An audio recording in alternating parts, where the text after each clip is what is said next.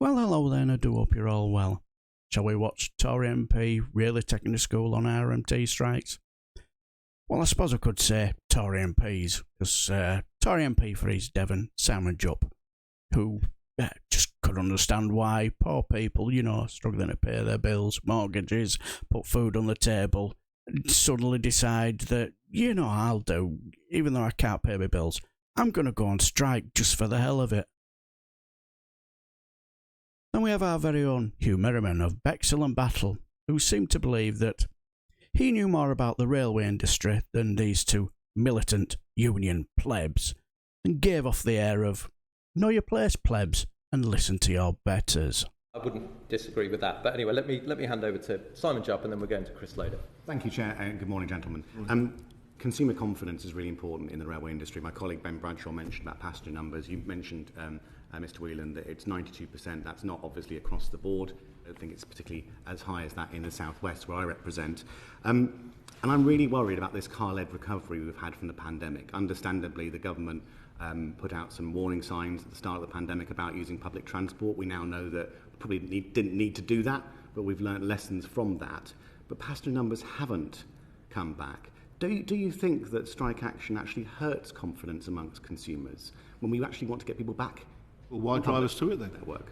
Look, the underlying deceit here, and that's a strong word I'm using, was the employers entering into a contract that allowed someone else to dictate what we would be paid, what our terms and conditions would be, without the free collective bargaining process that we enjoy with our privatised employers. I'm not talking about... Sorry, Mr Whelan. So the confidence... Mr Whelan, I'm not talking about that. You've diverted my question. My question is about... Answering your question.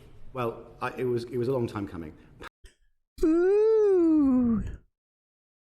Don't get your knickers in a twist. Are down. Confidence is down in public transport. Strike action doesn't help that, does it? How does that bring people back and make sure we have a greener future? Well, strangely enough, the polling that we do, and I don't believe it's just the railways that are going on strike currently, it's everybody from barristers to postal workers to teachers to all sorts of people.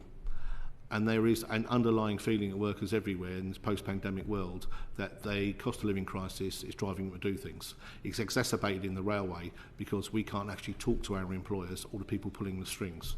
So if there's strike action, it is the fault of this government and the fault of the employers and not the workers that have been disadvantaged. You're here to serve passengers. Passengers... Well, I'm here to serve passengers. Well, passengers... Without passengers, you wouldn't have a job, would you? I would. Well, what would your members be doing?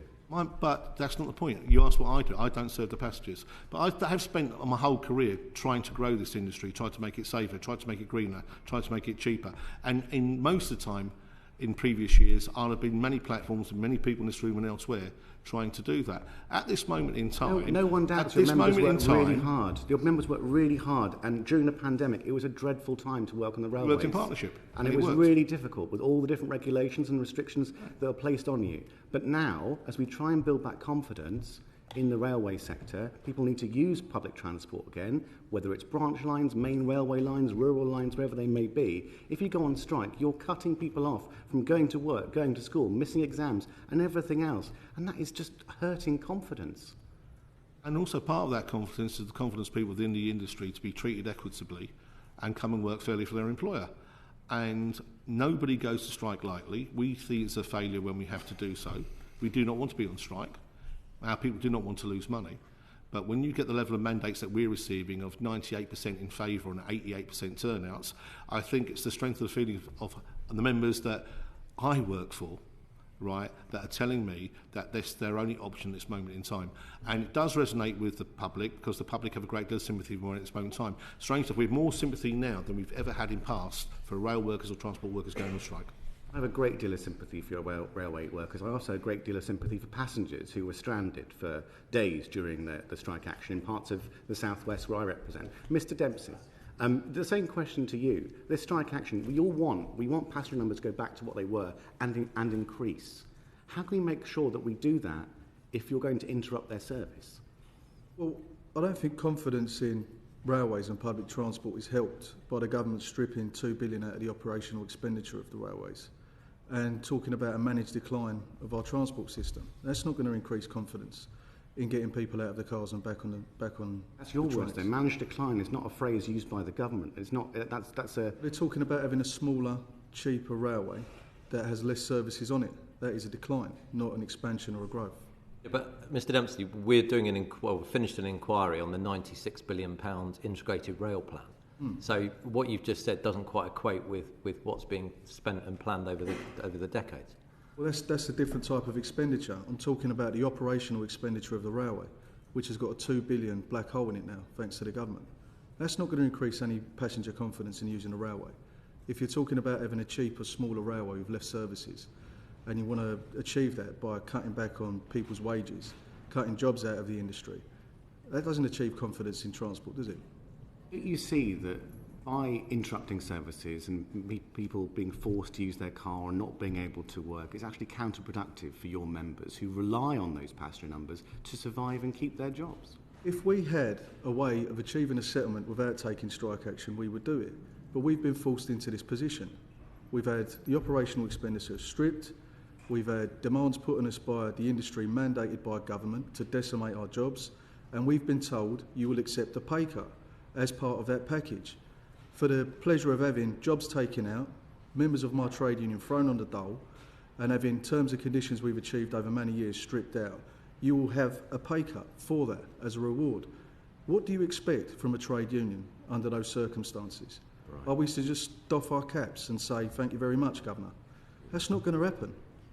I think it's about the bigger picture, but I'll leave it there because now other people want to come. Yeah, I just want to come back on that because, again, it's trying to sort of match the rhetoric of what you've just said with actually what we've actually got down on the piece of paper, either that being contracted hours that Mr Whelan gave us on. But here you've just said, sort of taking workers out, using the rhetoric you have, not getting any increases. But there is an 8% increase over the 2-year period. Yeah. And no compulsory redundancies. That's what we've been emailed from Network Rail, and you recognise that as an offer as well. I recognise that as progress, but you have to appreciate 8% out of 5 years over 2 years represents a real terms pay cut.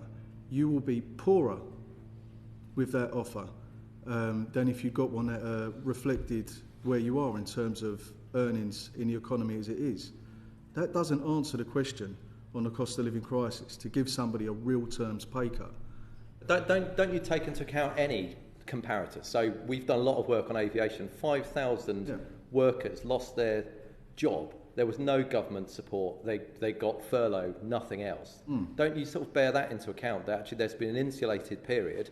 Yes, inflation's high. To come back to Mr Whelan's stated aim of always wanting the railway to be cheaper and the concern of just over 3% rail price increases, which put people off, ultimately you're going to have to put the prices up even further in order to pay for the pay rises that you want. It's not what's happening. Otherwise, where does the money come from then? Look, let's have a look at this. Grant Shapps and Andrew Haynes, who runs Network Rail, modernised the CAA. Look at the state of it. Now they're going to modernise the railway. There is plenty of money in my industry, and it is going out of it in the form of profits, and it's leaving this country and going to tax havens. And the taxpayers put £16 billion into supporting the railway over the last couple of years. That's 600. He ran the infrastructure during the pandemic, during a national crisis, to get key workers to work and to move food and medicine around this country. The cost of running that railway was £16 billion. Yeah, because the £16 billion did not go directly into the pockets of train drivers and other rail workers. Mr Whelan, £102 million no one is saying that, Mr Whelan, no one is saying that. In other words, Mr Whelan, I'm Hugh Merriman, and you should shut up and listen to your better, because you're just a mere militant pleb, a militant union pleb, so shut up and know your place. What's being said is that it used to be the case that by and large train operators, through passenger ticket receipts, it used to basically pay for itself. But because that fell off a cliff, because people weren't using the rail, then the taxpayer had to step in with £16 billion. The railway has been subsidised since privatisation. Yes, but are you disputing the fact that it used to basically... No, it didn't. That's a falsehood, unfortunately. Okay, well, actually, I put it to you that it is not. Okay. Yeah, what do they know? They've probably worked in the industry all their life. And Hugh Merriman, what do they know? Tit. Disagree. Well, let me put my rationale first, please. Over the last over both Labour and Conservative governments, they've gone above inflation increases in rail ticket prices in order to make sure that it does largely pay for itself.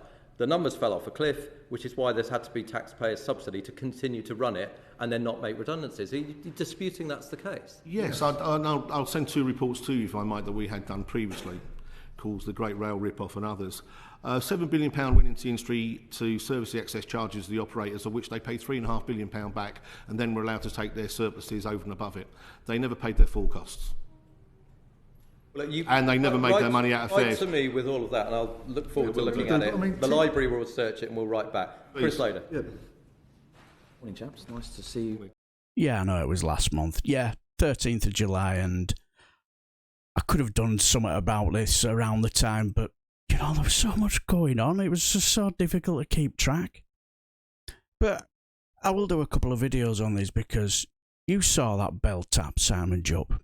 He just didn't get it, did he? He just seems to think people go on strike without pay just for a jolly. And see, the thing is, when I worked for Bradford Council, it was, yeah, of course, serve the public best I can. But more importantly, put food on the table and keep a roof over my family's heads. And if I felt that I could no longer do that, then I will. And my union said that I couldn't. Felt the same way. We'd withdraw our labour. Get it, Simon Jupp? Bell tap. But clearly in his head he's more concerned about donor mates, isn't he? You know, needing people back in rented offices, probably. And without the plebs back at work, makes donor mates' faces very sad. Also, Hugh Merriman clearly thinks these two are beneath him. You saw he gave off the air of, I'm better than you. And you may think, no, I don't think so. But the thing is, I was making a video about how their attitudes towards Mick Whelan and Eddie Dempsey was totally different when the real bosses followed. Proper loving it was. So much so, it will probably make William Ragg's video that's somewhere around social media look tame. And if you haven't seen it, don't look for it. It's not for your delicate stomachs. Anyway, I do hope you enjoyed the video. Until the next time, I shall bid you farewell and take care.